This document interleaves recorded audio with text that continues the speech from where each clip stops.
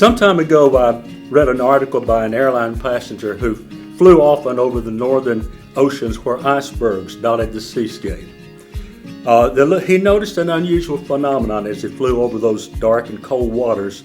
He noticed that the bergy bits that had broken off of the icebergs were flowing and moving in one direction while the icebergs were moving in an entirely different direction.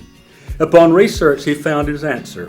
The bergy bits were being driven by surface winds while the massive icebergs were being steered by deep ocean currents. I see in this illustration from nature an example that has special application to this moment in our history. During this pandemic that we're enduring at the time, our world is being tossed to and fro by surface winds. But God's church is to be driven and steered by the deep currents of the Spirit. The Bible says that holy men of old spake as they were moved by the Spirit of God. But one translation of this says that they were moved along in the river of God's Spirit. And I think this is a time for us to show the world that while the world is being tossed with the surface winds, that we can be driven by a whole different dynamic.